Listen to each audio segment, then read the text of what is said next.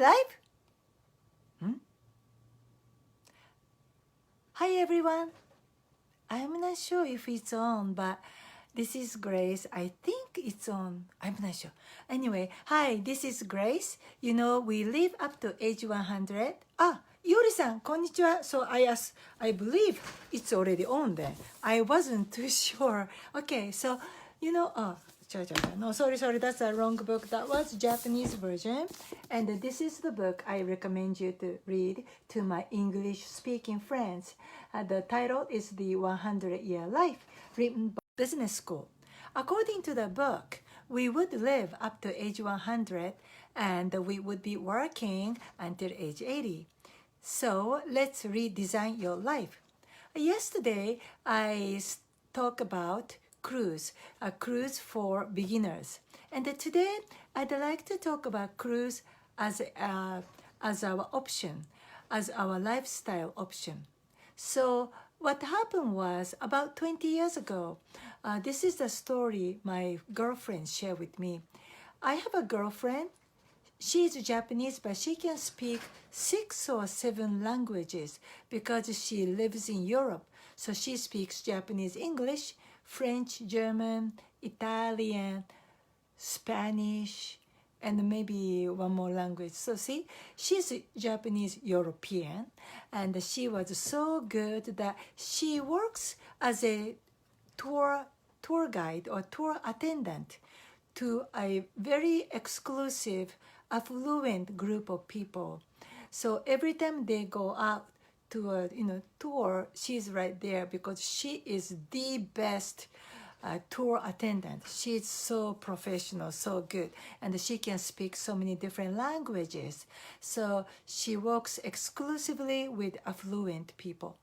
And about 20 years ago, we happened to be in Japan because both of us are traveling around the world, so we hardly get together, but we were able to get together. So she was sharing this story with me. She told me there is a rich family, and they have a family member who has some issues, maybe health challenge. And what this family decided to do was, rather than placing this person in an institution or hospital or long-term care, they decide to put the person on a cruise all year long. So when I heard about it 20 years ago, I said, wow, yeah, that's an idea, but wow, I didn't know too much about it because it was 20 years ago. I myself have not had a chance to be on a cruise. But then, as I said yesterday, about 10 years ago, I start enjoying cruise. And now I can see what she meant. Oh, hi, Julianne, how are you? I am talking about cruise as a lifestyle. So anyway, back to this story about 20 years ago. I myself never had a cruise yet, and my girlfriend is a tour guide working with an affluent group of people. And she told me when this particular rich family had a family member with some challenge, and what they decided was rather than placing the family member in an institution or long-term care, they decided to put them on a cruise with the assistant. So now, yes, last year, 2016, I saw an article. I forgot which magazine wrote this article. It could be Money Magazine, it could be CNBC, or it could be Fortune Magazine or Forbes, one of those business magazines that I like. So they say, indeed, today, there are senior citizens. They chose to stay on cruise rather than chose to live in assisted living for senior citizens. So I'd like to talk about using a cruise as your option because in my area has more and more senior citizens. My area is a little bit in expensive area that the young couple with the children cannot really afford to live in. And we have so many seniors because they came in here when they were young, mostly defense industry or engineers, high-paid engineers. And then they retire and their house are fully paid for. So there are many seniors in my area. But now they are building assisted living or senior citizens place. And can you believe it's starting 800,000 US dollars starting. And it's not even single detached house. It's just a townhouse, a condominium or flat for seniors starting 800,000 US dollars. So last year, when I read this article, I just remember about my girlfriend who told me about the story 20 years ago. You know, if you're going to pay $800,000 for your assisted living, I think this could be an option. So according to the article, there is a American lady, senior, and she has some lung disease, so that she has to have a tube. She has to carry oxygen tank. But other than that, she's quite, independent in terms of self-care. But this lady chose to spend rest of her life on a cruise rather than paying for assisted living. Because according to her calculation, she calculated and she found out being on a cruise, she has additional about $50 a day, if I remember correctly. So she has additional $50 a day that she can spend at each port of call. She can enjoy the land tour. She can buy some souvenir, or she can, tip the staff. But she found out it would cost her about the same.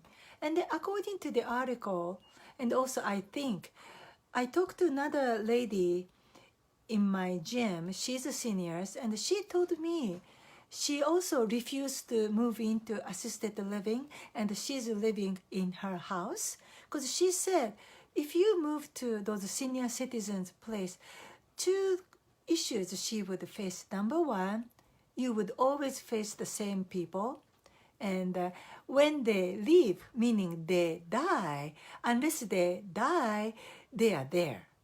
So number two, the longevity, ladies tend to live longer. So those senior citizens places, more women than men. So for that reason, my friend chose to stay in her house until she becomes bedbound or until she dies. That's what she told me. I love to talk to senior citizens because I love their perspective, and that's very, intriguing for me. But anyhow, so that's what she said. And then according to this article I read last year, 2016, it says, good thing about being on a cruise, number one, there is a doctor on board. Number two, you don't have to do your house chores. There is a housekeeping service. You don't have to do laundry. There's a laundry service. And so many entertainments, all the, night shows and music. And even during daytime, they have those little fun classes. And they have, theater. You can watch movies. There is some live show. And some huge, cruise ship, they have like ice skate, so that they have ice show at night. That's amazing.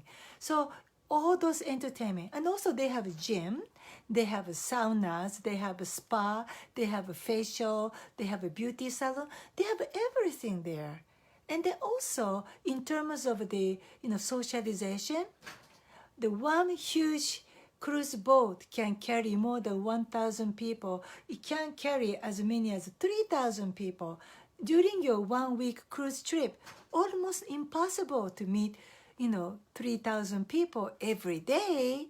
And then every trip you sign up, you're going to have a new set of passengers, right? Rather than you stay in the same assisted living, room, you see the same kind of people, the same staff. So I also believe it's such a great idea. It's such a smart idea to spend rest of your life on a cruise until you really become bed bound.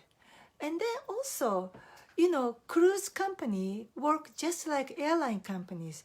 Airline gives you mileage, right? You have a mileage from the credit card. Also, you have a mileage by flying. So I have a friends who always fly on the United, even though after you saw the YouTube, video, they drag passengers out of the bloody face, but they still stay with United. Why? Because they are collecting mileage. They even have to have